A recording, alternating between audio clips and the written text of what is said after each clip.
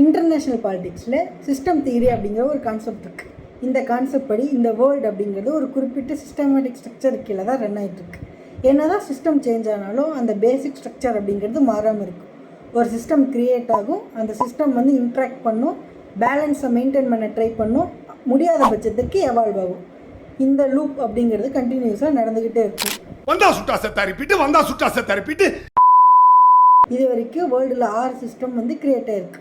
First balance power system, second loose bipolar system, third tight bipolar system, fourth universal system, fifth hierarchical system, sixth unit veto system. இப்போதைக்கு unit veto system அப்படிங்கிறது வந்து இந்த வேர்ல்டில் run ஆகிட்டுருக்கு.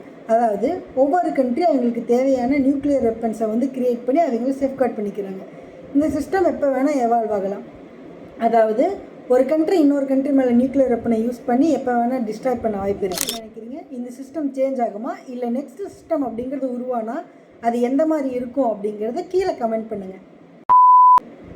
இந்த system தியரியை நிறைய பேர் கிரிட்டிசைஸ் பண்ணியிருக்காங்க. அதாவது இன்டர்நேஷ்னல் ரிலேஷன் அப்படிங்கிறது ஒரு அன்பிரடிக்டபிளான விஷயம், அதை ப்ரெடிக்ட் பண்ணி சிஸ்டம் தியரிக்குள்ளே அடக்க முடியாது அப்படிங்கிறத நிறைய பேர் கிரிட்டிசைஸ் பண்ணியிருக்காங்க.